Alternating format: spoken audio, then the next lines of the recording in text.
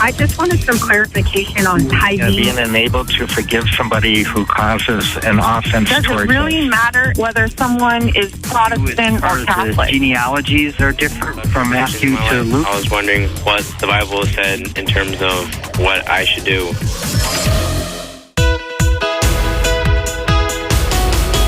This is Pastor's Perspective.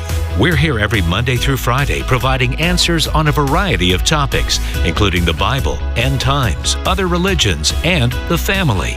Call right now with your question at 1-888-564-6173. That's 888-564-6173. You can also post your question at facebook.com/Pastor's Perspective.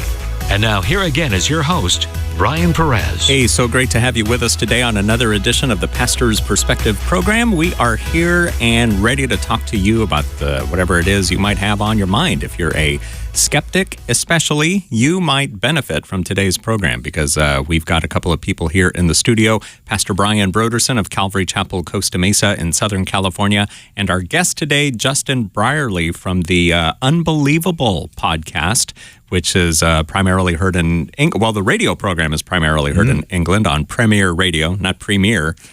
I learned this week. I've learned a lot of things this week about how to properly pronounce words, but it's not Premier, it's Premier. Premier. That's right. Yesterday, and even that I'm probably saying. Yesterday, I was going to quiz you on this, but I forgot to. So when Ruth was on yesterday and she was talking about Generation Z, did you get that? Did you know what that was? Well, I'm assuming it's Generation Z. That's right. Yes. Okay. Yes. Yeah. I did.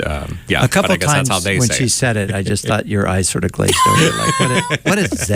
Is that a new one? Oh man, there's so many of them.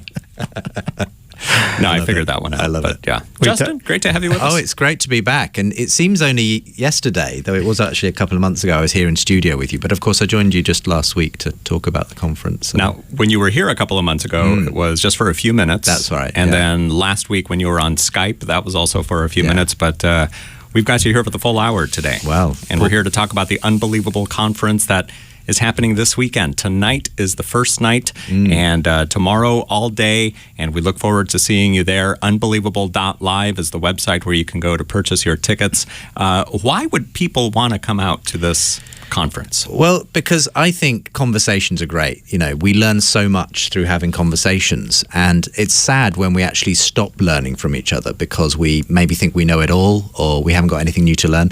And so what I've been trying to do through my Unbelievable radio show and podcast is just invite two different sides to get together and have an honest conversation. So tonight we're going to be doing that, and we're so fortunate with the people who we've managed to bring together for tonight's dialogue. Professor John Lennox is just a world-renowned Christian thinker. He's an Oxford professor of mathematics and science, but he is a wonderful communicator. You will not be lost when you listen to John. He he has a wonderful Northern Irish lilt about him. He's a wonderful storyteller, but he just has an extraordinary grasp of both Christianity, science, faith, and he brings it all together in such a wonderful way. So he's one of our guests, and he's going to be in conversation with one of the leading cultural commentators here in the Los Angeles area, in fact, Dave Rubin. He runs something called the Rubin Report, which is fantastically popular on YouTube and online, and he gets to engage with some of the key cultural thinkers of the day, and so he's got a huge audience. Now Dave is not a believer. He's a kind of agnostic Jewish by background, but I think he's having some really fascinating conversations with people about what place faith has in today's culture. What do we do in a culture that is moving away from its Judeo-Christian roots, and what is it being replaced by? And so I think they're going to have a really interesting conversation on God, faith, modern culture tonight. And if you can be there to eavesdrop on that, I think people will go away greatly enriched. Yeah. And it's a conversation. It's not a debate. Absolutely. It's not going to be yelling and screaming back and forth. God is dead. No, God is not dead. Nothing like that. No, I mean, we've called this series that this is part of the big conversation because it is about actually learning from each other, having a conversation. I mean, there is a place for that kind of, debate style format where you have two very kind of different points of view coming into collision. But actually, I think what we're going to see tonight when they sit down, John and Dave, is actually a meeting of minds. And I think we're going to see some gentle, if you like, challenge as well within that, because I think, I don't want to anticipate too much what Dave's going to say tonight, but I think he sees the value of religion. He sees the value of Christianity in terms of what it gives people meaning and purpose. I'm just not sure he thinks it's actually true. Okay. And I think that's where John will possibly be challenging Dave to think about whether it may not just be useful, but actually true. And he may also not think that it's for him. He definitely doesn't think that. Yeah. Indeed. And so I'm just going to be fascinated to see what comes out of this, what directions the conversation takes. I love the fact that it's not scripted. It will go where it goes, and we'll see what the audience have to say as well, because they'll be able to ask their questions. So we're just looking forward to a really, really interesting evening tonight. Also, we're going to open it up to the audience as well. Oh, yeah. There'll be audience Q&A the second half of the evening. There'll be people can text their questions in. We'll get through as many of those as we can in the second half. Wow. And that's often where you get the most interesting stuff come out, actually. Right. Because that's when you hear what the questions are that are out there in the audience. Yeah. Yeah. So now, so tonight we've got, maybe close to 1,000 folks registered currently, right? So, but people can come, maybe you're listening and you're thinking, oh gosh, I didn't get registered. I missed it. But no, you can still, you can register right up, as Justin said earlier, you can be walking in the door of the auditorium and registering on your phone. How do they do that? It's easy. You just go to the website, www.unbelievable.live. So it's unbelievable.live. Not .com. Not .com. Not .org. Not .net. That's right. It's .live, unbelievable.live, and that's got all the info on tonight's event, also the conference tomorrow as well. You can either just come tonight, or you can just come tomorrow, or you can get the combo ticket where you get both tonight and tomorrow at a better price. So that's the place to go. As you say, Brian, you can do it almost as you're coming in, but don't leave it that soon. Get on there and get registered. So now, but what about tomorrow? So we just talked about tonight, what we can expect tonight. What are we looking at for tomorrow? Well, tomorrow is really where we get to just simply hear from all kinds of different thinkers. I'm really pleased because this is very much a case of bringing the UK and the USA together for Unbelievable, the conference. We have John Lennox joining us. Obviously, he's on tonight, but he'll be there. He's going to be talking about. He's going to actually be opening up with a talk called "Changing the Culture: Living Like Daniel in Babylon Today." And I don't know about you guys, but I feel like increasingly in the West we're living in a kind of modern Babylon. It's a kind of it's a place where we are being asked to do things that maybe we were never required to do in our previous culture, and people are asking, where do we find God in our modern day? And John wrote an excellent book on this a couple of years ago, and he takes the example of Daniel and the way he and his friends stayed true to their calling in the midst of a very difficult culture. So that'll be a wonderful opening, but we've got wonderful people from the US as well coming. Mary Jo Sharp, who has a fantastic apologetics ministry. Jay Warner Wallace, who's on Your Own Backyard here. He's a former cold case detective who uses those same skills to show people the evidence for Jesus. You'll be speaking as well, Brian. I will be. I'm really looking forward to that. AJ Roberts from Reasons to Believe on science and faith. Ruth Jackson, who was here in the studio with you yesterday, is going to be talking about youth apologetics and that kind of thing. And I've even got a surprise guest as well, who's not actually even on the website at the moment, but Bobby Conway is going to be joining we us. know Bobby, the 1 Minute Apologist. He's been on our program. That's right. So I just found out Bobby was going to be here. So I'm going to make sure he appears somewhere in the course of the day. Bobby's fantastic. He's actually been here in the studio with us quite a bit recently. He's part of our staff, actually. Fantastic. Yeah, he teaches for our Bible college. And so once in a while we reel him in he's down in Murrieta, so we'll get him to come up and sit in with us. And it's always fun when Bobby's in the studio with us. So that's great. I'm glad that worked out. So it's just going to be a day really of learning from people from all these different backgrounds. And really, the theme at the heart of it is we're living in a culture which is constantly asking us questions about our faith, why we believe what we believe. And this is a conference to help anyone who doesn't necessarily feel like they have the answers to gain a bit of confidence. Right. To be able to maybe have a more confident conversation with their skeptical friend or neighbor. And at the heart of that, I think we're going to have some stories about what it took for people to change their mind. That's the story of Mary Jo Sharp. She was an atheist, but she changed her mind. It's the story of J. Warner Wallace. He was an atheist, but he changed his mind. And so we're going to be asking, what does it take to change a mind when it comes to faith? And I don't think it's just arguments. I mean, that can be an important part of it. But it's not the full story. Yeah, exactly. And I think that, who was it? I was talking to my wife, and she was telling me she has a friend who's, a very bright lady. She's a lawyer. And but her background is so fascinating, how she came to faith in Jesus. But at the end of the day, she's a lawyer, so then she went in and she did a degree in apologetics and all of that. And she loves it. I mean, that's kind of just her specialty. But she said, really when it comes down to it, all of the apologetics and all of this stuff, that's great, that's fine. She said, but when I tell my own story about what God did in my life, that is usually that's the thing that changes everything for people. They're like, wow, how did you go from being that to being this? Absolutely. And you assigned me with the task of speaking about Jesus as the ultimate game changer. And so I'm looking forward to that. Because he is that. I gave you was a title, and I'm just really interested to see what you do with it, Brian. So. Well, I'm interested to see what I do with it as well.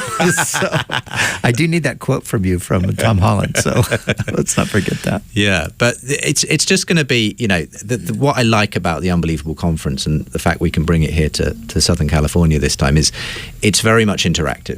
You won't just be simply sitting down listening to people. You'll be able to ask questions in the seminars. There'll be a big kind of panel Q&A at the end of the day.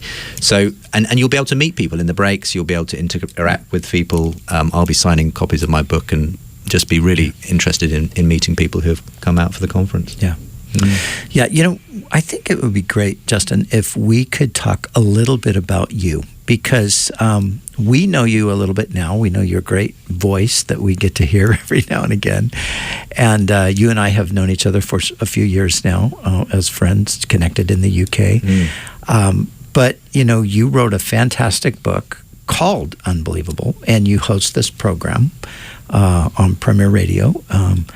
And how... I think you and I have personally talked about this, but you, in a sense, you sort of stumbled into this, right? I mean, it wasn't like you set out from childhood to become a radio host, a presenter, to have a podcast that now lots and lots of people are listening to. You've been on a journey yourself that God has.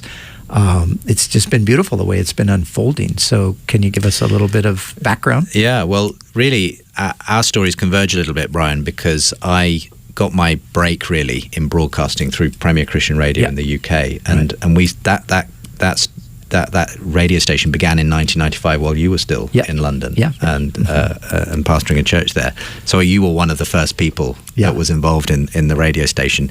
K-Wave, I don't know how long K-Wave's been in existence, but 1985. Right, but Premier Christian Radio was the first Christian radio station in the UK, so it was quite unique in that way.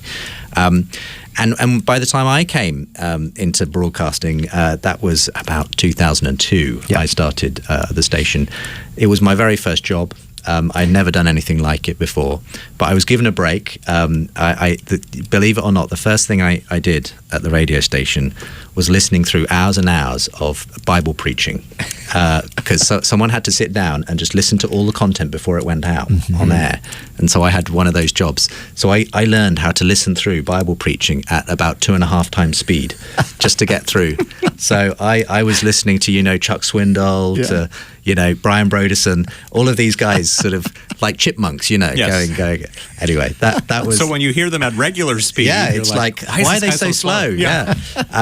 No, but that was my way in. But I actually then graduated into doing some live radio, and I ended up becoming the co-host of The Breakfast Show with a wonderful guy called John Pantry, who you probably know a little. I know John, and then about 3 years in, I was thinking, you know what, we're doing a great job of talking to Christians about Christian things, resourcing Christians, encouraging them in their spiritual life. But you know what? Most Christians I know, they spend most of their time around non-Christians. And what could we do to help them in those kinds of engagements with their families, friends, and neighbors who simply don't believe? And so that was where Unbelievable came from. It's a show once a week where I sit down, usually with a Christian and a non-Christian, and just host one of these conversations. And we talk about all kinds of issues. Can you trust the Bible? Does science and faith match up? We might talk about ethics, about history, about philosophy, all kinds of different areas. Many, many different guests who have joined me over the years. And we began simply doing it for the sake of the Christians listening via the radio station. But about a year or two in, we started podcasting as well, which was at the time quite a new technology. And what that meant was that people anywhere in the world could listen to the show at their own leisure. And the remarkable thing about was that it broke it wide open from just being Christians listening to actually being lots of non-Christians starting to listen, lots of atheists and agnostics, because they were hearing, people representing their perspective on the show. And in a way, that was a kind of a dangerous thing to do, even on radio, because, when we first started the show, understandably, we got some Christians saying, look, we've got plenty of atheists on the BBC. Do we need them on our radio, Christian radio as well? Right. And I get that. Yeah. It's not always comfortable listening. Yeah. But actually, I think it's important that we do invite this kind of conversation because we don't live in a bubble anymore. Mm-hmm. I don't know what it's like here, but in the UK, you're only a click away from some kind of skepticism online, And I'd rather people heard that, but in a way where there's a good case being put on the other side, than for us never to acknowledge that there's a debate to be had. Yeah. And so that was the whole ethos of the show. And what do you know? It really appealed to a lot of non-Christians and skeptics and atheists. So I was getting just as many emails from the non-Christians listening to the show now as from the Christians. And that over the years that's built, and we now have about 4 million downloads a year of the podcast, and probably more listeners here in North America than I have in the UK now via the podcast. Yeah. And that's just been fascinating because it's put me in touch with so many people. It's given so many opportunities. And personally, the journey that I've been on is one of realizing just the intellectual depth there is to Christianity, seeing that there's obviously a wide breadth of different kind of perspectives on lots of issues, but that at the core of it, the core claims of Christianity, there is something absolutely rock solid about who Jesus was, who he said he was, about his death and his resurrection, and about the fact that has changed the world. Yep. And so I attempted to kind of distill that myself eventually after about 10 years of doing the show, because one of the most common questions I would get from many of the skeptics and people who listen was, well, you've heard all of these objections from leading atheists and skeptics on your show, Justin. Why are you still a Christian? Why do you still believe? And so I wrote a book with that title, Unbelievable, Why, after 10 years of talking with atheists, I'm still a Christian. And simply kind of boiling down, what are the core reasons why I think Christianity makes sense? Mm-hmm. Why, even despite all of the objections I've heard, does it make sense to be a Christian today? Yeah. And so that's what I've done, and have tried to kind of simply show, through the book, through conferences, that Christianity is a live intellectual option for people today. Yeah. You don't have to check your brain at the door to be a Christian. On the contrary, it's one of the most exciting things you can do with your mind, to believe in Christ and to follow him. Yeah. Yeah. And I read your book and I loved your book, and it was, taking a look at these hard kinds of questions and, coming full force from that direction with those voices like the most commonly known Richard Dawkins or somebody like that, and then just responding to those challenges. And I love the book. I think you did a fantastic job with the book. I think it's it's very readable, and I think it's very helpful too to just hear these kinds of conversations and about how you would sit and listen, and then the responses. And like you said, this has been a journey for you as well. I would imagine deepening your faith. So you sit and listen to atheists for 10 years and you come out with stronger faith than before. And I loved Dr. Lennox. He might even talk about this weekend. But, he tells the story of when he was I think he was a student at Cambridge, and he had said something to somebody, one of the higher ups at the university. He had sort of said something to them about the gospel, and they called him in to a private meeting and basically told him that if he asked him the question, do you want a future in science? And he said, yes, he did. And they said, well, if you do, you need to ditch your faith because that's going to be an obstacle. And there was some really intense pressure, some really high-powered people. He even commented, he said, if a Christian would have done that to an atheist today in a university, they would not have a job. Yeah, absolutely. But these atheists surrounded him, these high-powered people in the university, and told him he basically needed to leave his faith. And he said, well, actually, until you can offer me something better, I will stick with my faith. Yeah, he did. And so it's an amazing story, and he actually told it in another conversation that I hosted back in London not so long ago. And that's the thing is we are living in a time, and perhaps even more so than when John was a student, frankly. Yeah. Because he actually overlapped, believe it or not, at Cambridge with when C.S. Lewis was still teaching there. He can tell you stories about sitting in the lectures of C.S. Lewis, believe it or not. But it's one of those facts that these days it's very often assumed if you want to be taken seriously in such and such a discipline, then let's ditch these fairy tales. Yeah. And John Lennox is a living example of someone who takes his science absolutely seriously, takes the academic side of life absolutely seriously, but also takes Jesus absolutely seriously, and invites other people to do so. Yeah. And I'm so glad for his example, and the example of many other people I've had on the show. I could mention people like Professor Alistair McGrath, Tim Keller, who's been on the show several times, William Lane Craig, who's an amazing Christian philosopher we've had on the show. These people are some of the brightest people I know, and they believe that Jesus Christ is a valid intellectual option, and that people should take it seriously. And that's an exciting journey to go on. And many of the people who listen to the show are people who kind of need to kind of prod around the whole God question for quite a while before they can commit themselves. And I think that's just the way some people are wired. Not everyone has that immediate kind of heart reaction where it just makes sense. Yeah. And for people who do, that's great. Yeah. But for many people I know, there's this quite skeptical streak in them. Yeah. And they have to kind of prod and poke at the question before walking up to the door and opening it or knocking on it. Yeah. And for me, that's most often the people I hear from on the show. It's people who are kind of somewhere in the middle, and they haven't made their mind up yet, but they want to hear these conversations because they think there might be something in this Jesus thing. Yeah. And that's an exciting place to be. Yeah. That's great. In case you've just joined us, you are listening to Pastor's Perspective. I'm Brian Perez, here with Pastor Brian Brodersen from Calvary Chapel, Costa Mesa in Southern California. Our guest today is Justin Brierley, who's an author. He's done a lot of things, actually. He's written a book called... what is it?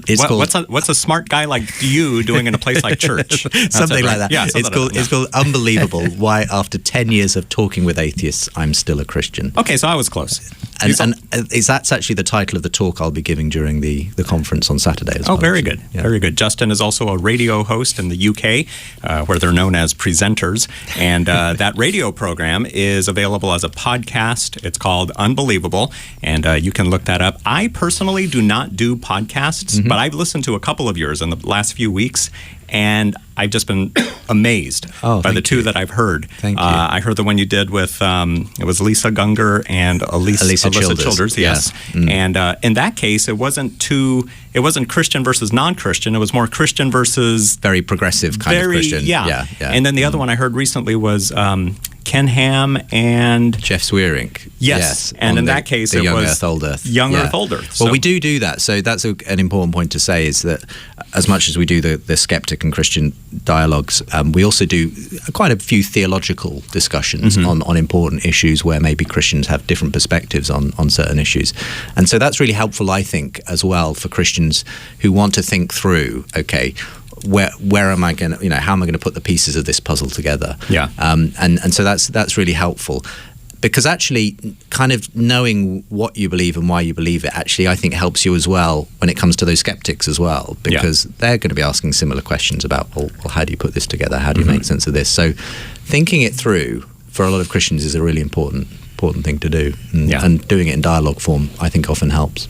Justin is going to be the moderator at this weekend's Unbelievable Conference. There are still seats available either tonight or both tomorrow, or tonight and tomorrow, all day tomorrow. And you can get your tickets and more information at unbelievable.live.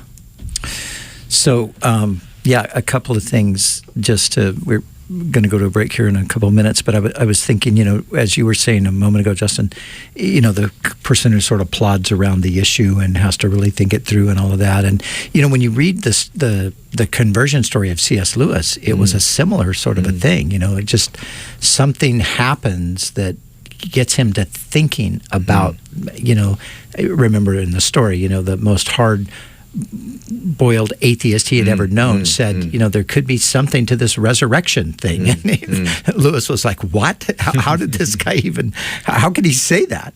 But that put a seed in him that got him to think. But then, when he comes to belief in God, not even actually in Christ at this point, but when he comes to finally acknowledge that there is a God, he says he's the most reluctant convert in all of England. He's kicking and screaming. He doesn't want to admit it, but he's overwhelmed by the evidence. He's an atheist. He's, I think, very sympathetic toward communism at the time in his life. And yet he's faced with these facts that are just undeniable to him. That's right. And for me, C.S. Lewis has been an enormous influence on my life. I even got to, believe it or not, play his stepson in a play of his life called Shadowlands. Really? So I feel there's almost a personal connection in a funny way. But his story is a classic story, really, of someone who, as you say, didn't necessarily want there to be a God, but actually was faced with the reality that the world just didn't make sense without God. Right. And Lewis, you're right, he kind of had a two-step conversion. Firstly, it was to theism, to believing in God. And this was something that we'll learn a bit about actually at the conference on Saturday, but it was something called the moral argument, which really convinced him there must be a God. In fact, he said it was during the course of a bus ride. He got on the bus at one end and didn't believe in God. And by the end of the bus ride, he came off and he believed in God. And he'd kind of put these pieces together in his mind. He said, the way he put it in one of his books was, my argument against God was, why was there so much evil and injustice in the world? But then he said, but where had I got this idea of things being just and unjust? He said, a man doesn't call a line crooked unless he has something, a straight line to judge it against. And he realized, I can only believe in the concept of evil and injustice if there is a standard by which I'm judging it, and that only exists if there's a God by whom that standard exists. And so he realized that I can't even hold this belief against God without believing in God. And then it was really through the witness of some friends, including J.R.R. Tolkien and others, that then brought him across the line to Christian faith specifically, when he realized that actually the Jesus story was not just another story of a dying and rising God, it was the true story of the dying and rising God. And that was a seminal moment, and obviously he became one of the greatest Christian thinkers of the 20th century. Yeah, amazing. I love that story. Now, you've met Dave Rubin before, one of the speakers at tonight? I haven't actually. So tonight it will be as much an introduction for me as for the rest of the audience. But I'm very familiar with Dave because I've watched a lot of his video discussions and that kind of thing.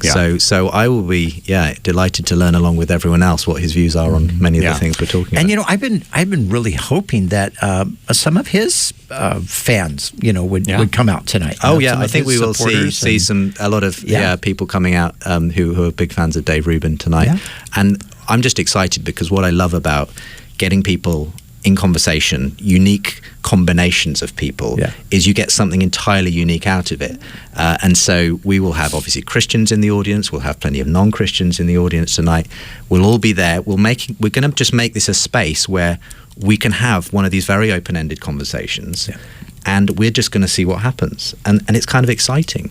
You don't quite know what's going to happen. It's this is not scripted. We're going to just see what comes out. Yep. Yeah, that's called, Pastor Chuck used to call that a venture of faith. You just sort of step out. You don't quite know where you're going or what's going to happen, but let's see what God will do. Yep, we've been hearing about it for weeks, and now it is finally here. The Unbelievable Conference this weekend at Calvary Chapel, Costa Mesa. More Pastor's Perspective coming right up. Stand by. Pastor's Perspective continues in just a moment. Stay with us.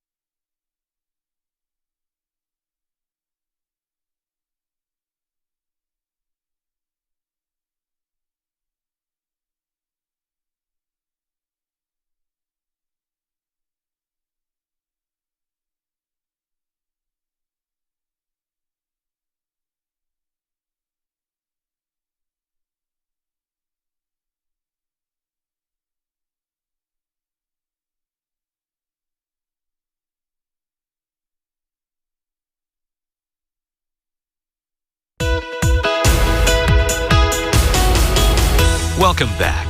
Pastor's Perspective continues with your question to 1-888-564-6173. And now here again is your host, Brian Perez. So we're going to do something special for the rest of the program, the next 25 minutes or so. Call us with your questions. If you are a skeptic, a doubter, an atheist, an agnostic, if that's your mindset, we'd really love to hear from you to talk to you about this unbelievable conference that's happening this weekend at Calvary Chapel, Costa Mesa. Not so much talk to you about the conference, but talk to you about the different things that are going to be in the conference. Maybe you can't make it out or something, and you've got a question about something you've been doubting about, wondering about for all these years. We'd love to hear from you, so give us a call at 888-564-6173. In the studio today, Pastor Brian Brodersen of Calvary Chapel, Costa Mesa in Southern California, and Justin Brierley from the UK. He's a radio host there. He hosts a program called Unbelievable, where most of the time his guests he'll have one Christian and one non-Christian, and they just go about discussing why they believe, why they don't believe, and that is coming to Southern California this weekend. Tonight at Calvary Chapel, Costa Mesa, Professor John Lennox will be interviewing Dave Rubin, who is an agnostic. And then this weekend, a conference with about half a dozen different people, at least half a dozen different speakers on different topics of why we as the church, we who are believers, sometimes we're so afraid on Saturday morning that the Jehovah's Witnesses are going to knock on our door, or that the Mormons are going to stop us on their, as they're riding on their bikes. But you know what? There's a group out there. What do they call them? The nuns. The ones that with the religious affiliation. None, because they just have no faith. Maybe they were Christians at some point. They believed, but something happened. How do we answer them? And that's what this conference this weekend is all about. And you can find out more about it. Purchase your tickets for tonight or tomorrow or both at unbelievable.live. And you know, Justin, I think one of the real great aspects of the program that you do, and we mentioned it already, but I want to go back to it, is the conversational aspect of it and the non-contentious environment generally that is there, you know. And you know, you do such a fantastic job moderating these you know, conversations, and I think that, you know, there's a certain stereotype that people have for Christians, that they're angry, that they're mad at everybody, that they just shout and scream, and they really don't even know anything, but they're just loud. And I love how Unbelievable just kind of diffuses all of that. It's like, no, this is a conversation. And oftentimes, you know, because I've listened to the program a lot, even between guys who really fiercely disagree over points, there is a civility and even sometimes, you know, you sense a kind of a fun, you know, lighter side of it. Yeah, I love that. Yeah, I'd agree with that. And I think what doing the kind of long form conversation really brings out is actually, you've got two humans here, okay? Okay, they may have very different ways of viewing the world, but actually getting them together, you realize, okay, there's a person here. And I think it's really important for Christians to remember that if we get caught up in discussions or you know, trying to answer people's objections, you're dealing with a person, not an argument, not a project. Yeah. And that means you've got to show them the same kind of compassion and grace and everything that you would extend to someone in your family or a friend or whatever. Yeah.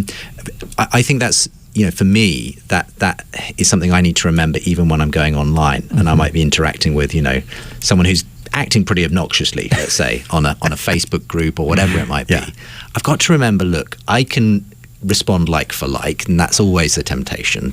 Some kind of great put down that you spend 10 minutes writing before pressing the enter key.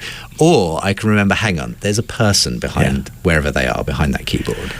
And we need to do what it says in 1 Peter 3:15, you know.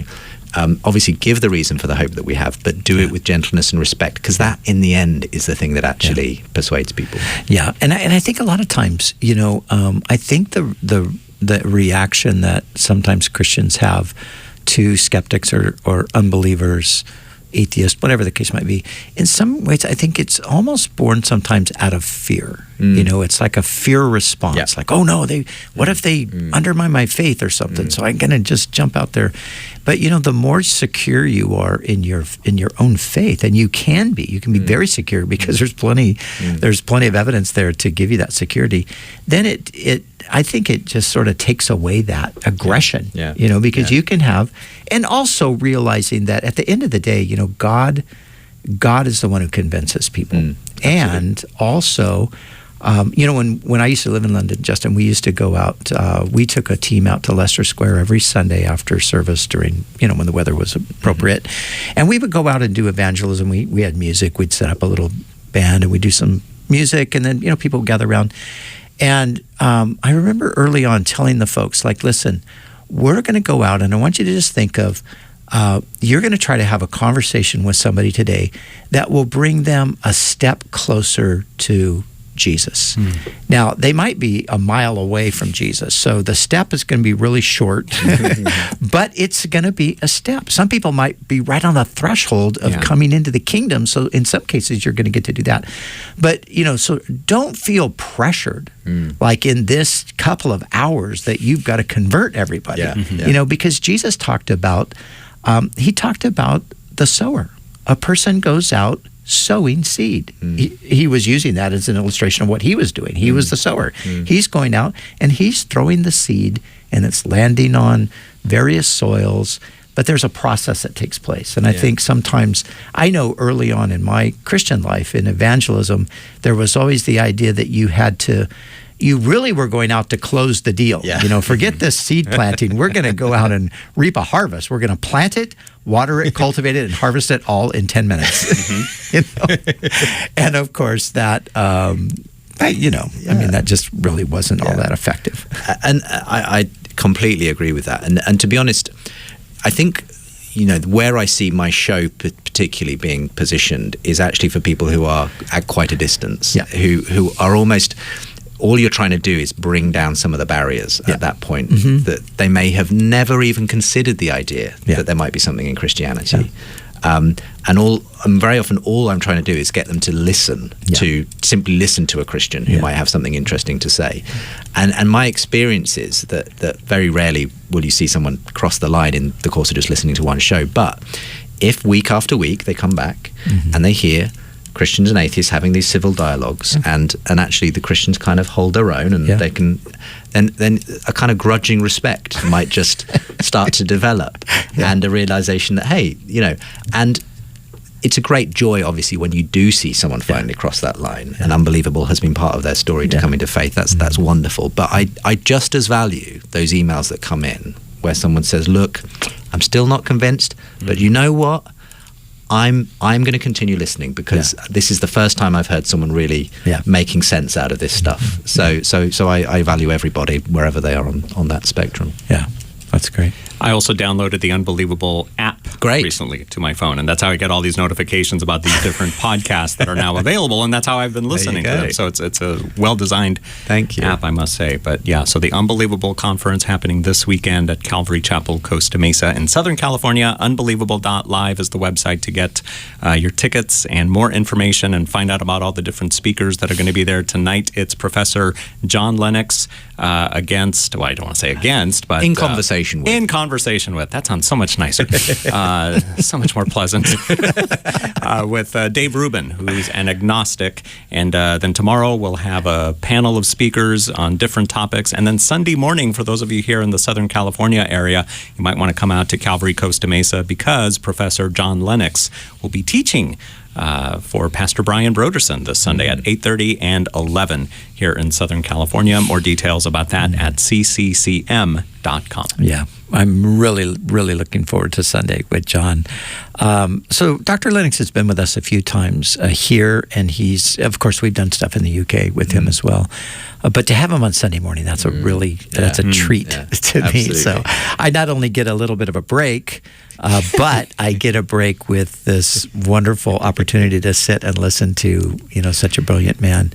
And I asked him actually, to speak on a particular topic, because he does this thing that on John chapter 1, Jesus, in the beginning was the Word, and the Word was with God, and the Word was God.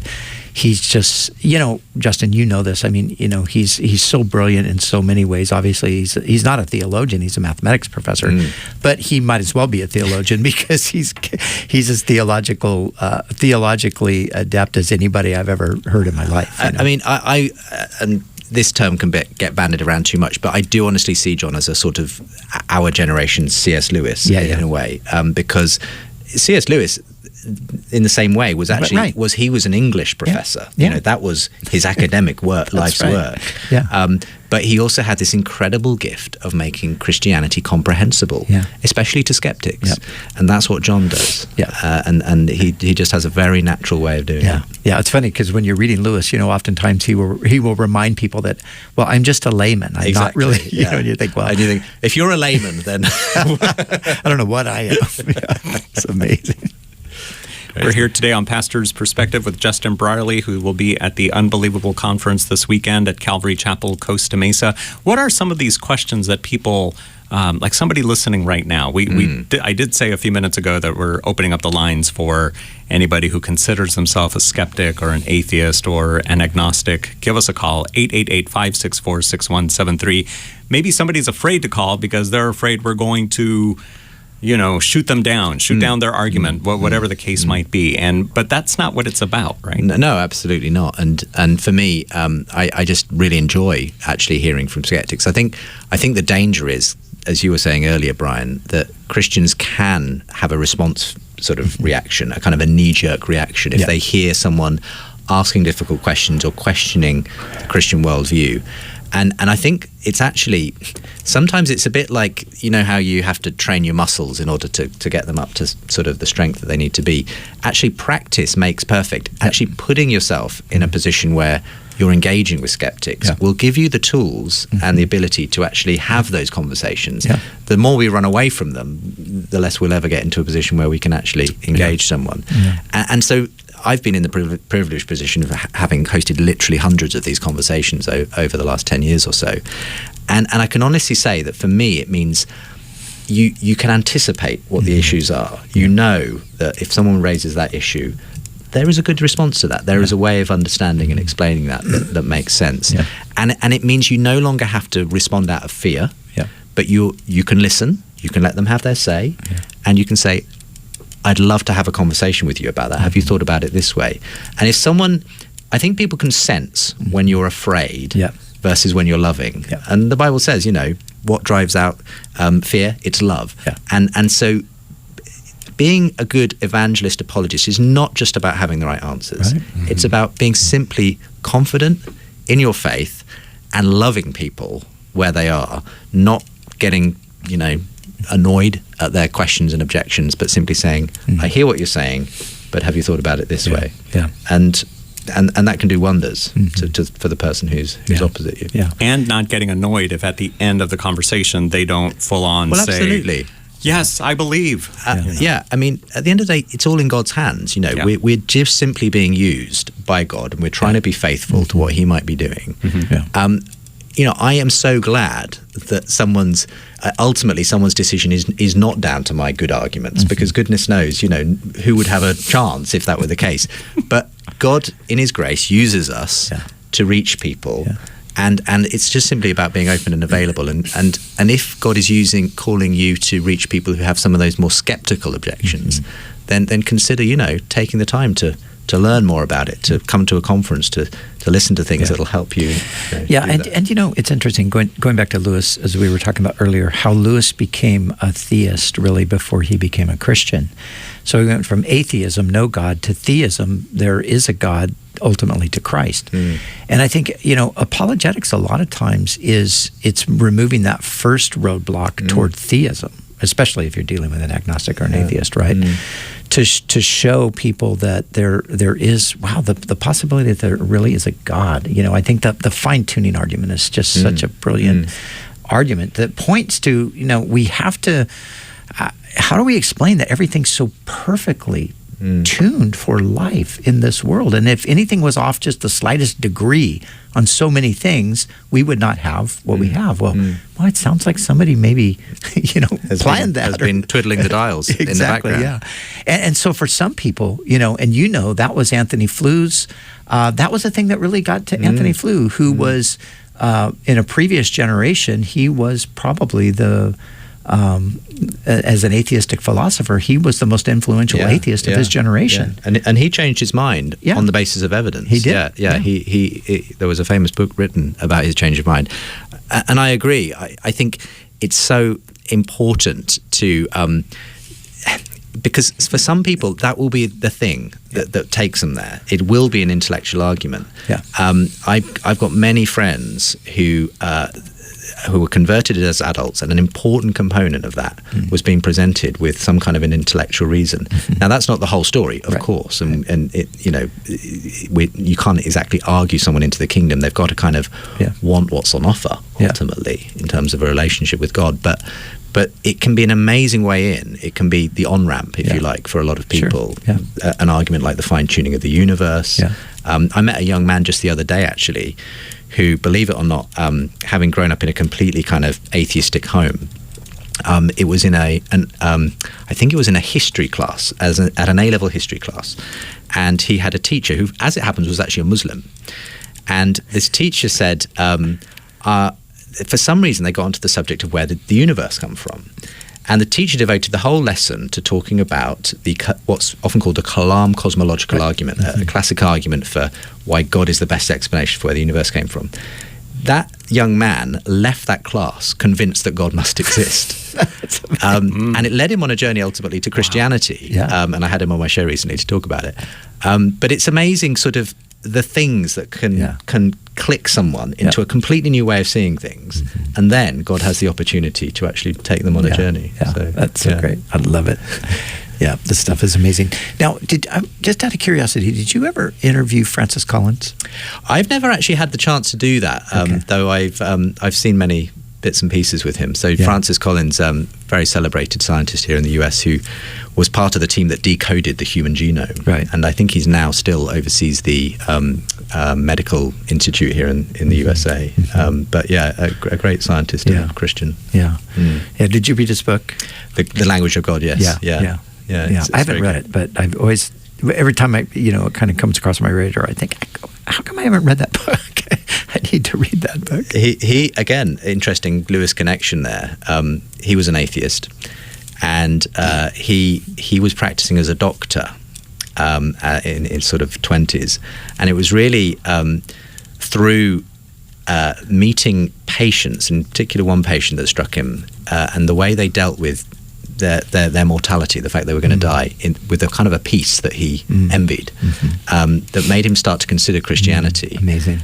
But it was also the fact that he came to realize, rather like Lewis, if I believe that there is any justice in the universe, there has to be a source for that justice. And he came to believe actually that God was the best explanation ultimately. Yeah. And indeed, it was a pastor putting C.S. Lewis's books into his hands that took him on that journey. Amazing. So it's incredible how many people Lewis has influenced ultimately. Yeah. And Alistair McGrath, you've had him, I think, a few times. Yeah, on the program, absolutely. And he's another fascinating story. Who, a atheist guy, science guy, and actually he's more well known today as a theological professor, right? But he has a PhD in chemistry or something. Yeah. But and he wrote. Did you read his book on C.S. Lewis? He wrote a fantastic. Yeah, book well, he is Lewis. the preeminent C.S. Lewis scholar today. Really, Alistair McGrath. In fact, exclusive news. We're going to be starting a new regular podcast with Alistair over in the UK on C.S. Lewis. Oh, great! So I'm going to be absolutely get all of my fanboy questions out there with Alistair McGrath when it comes to Lewis, because if there's anything worth knowing about C.S. Lewis, Alistair McGrath knows it, basically. Yeah. His biography on Lewis was fantastic. It was. I was a little bit skeptical when I picked it up because I didn't connect him so much with Lewis. I mean, I'd read a number of McGrath's books prior to that, and then because he's not really known for writing sort of history or biography. Well, he did actually write a pretty good history book, but anyway, it just took me by surprise how engaging the book was and how much I enjoyed it and learned from it. Some things that I didn't know before. Which were really good, which I've since forgotten, but I remember at the time they were really amazing. So that C.S. Lewis podcast, do you think will be available on the Unbelievable app as well? Well, we'll certainly make sure it's linked to from there. Okay. But it's a little way off. We're probably going to be launching that next year. So Got it. Look out for that next year. All right. Well, just download the app today before you forget. It's available for your iPhone or your Android. I believe it's on your website. What's the website for the program itself? If you want to, the easiest way is just to Google Unbelievable Justin Brierley, but the specific address is premierchristianradio.com/unbelievable. And Premier is spelled differently than it is here in the U.S., so keep that in mind. Yeah, so it's always fun to hear what people think of the program. Every week people get in touch saying, I've just started listening.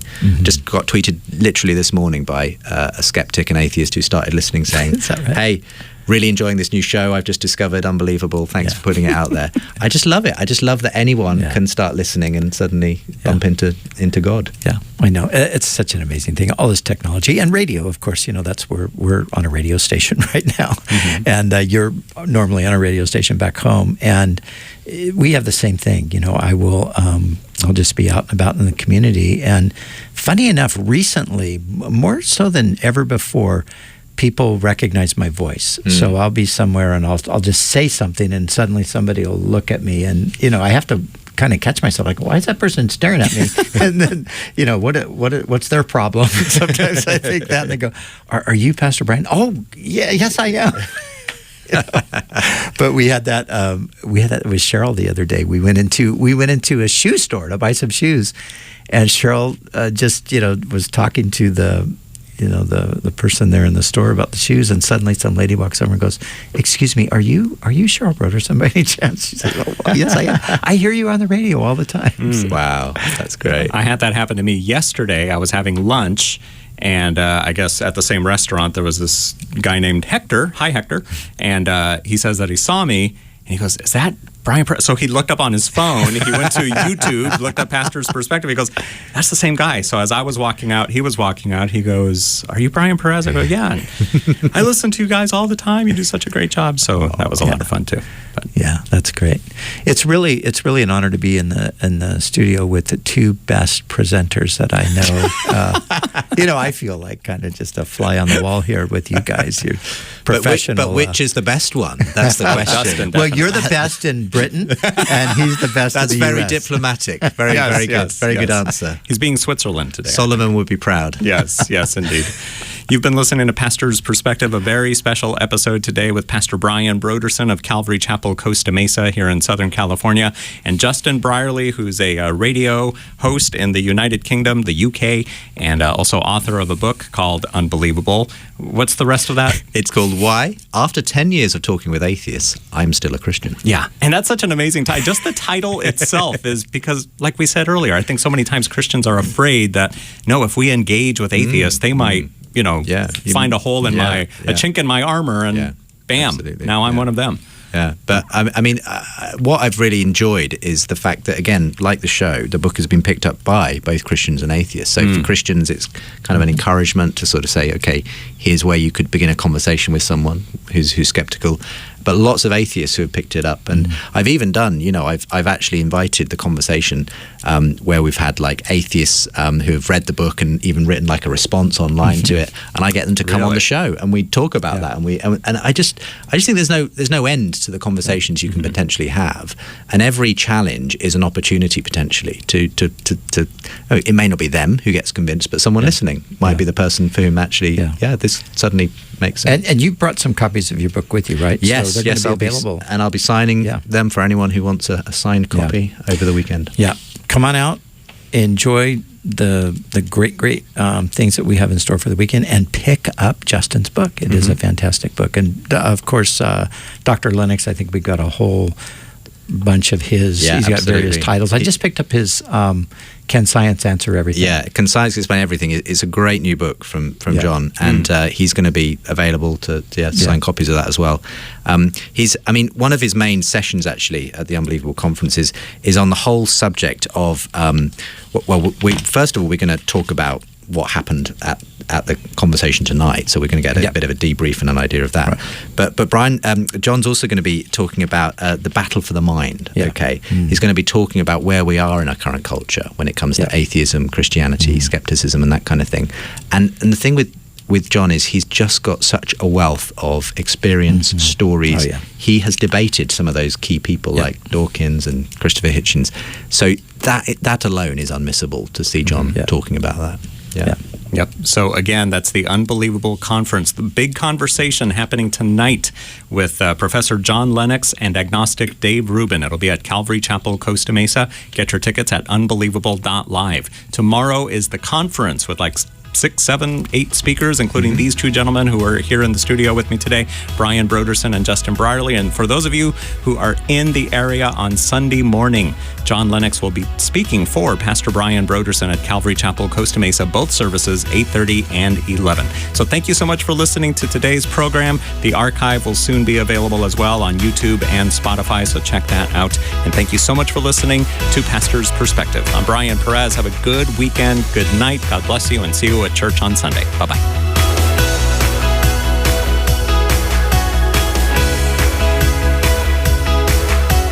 Thanks for listening to Pastor's Perspective. We trust you've been blessed and had your question answered. Join us Monday through Friday and follow us on Facebook at facebook.com/Pastor's Perspective. The preceding was sponsored by Calvary Chapel, Costa Mesa, California.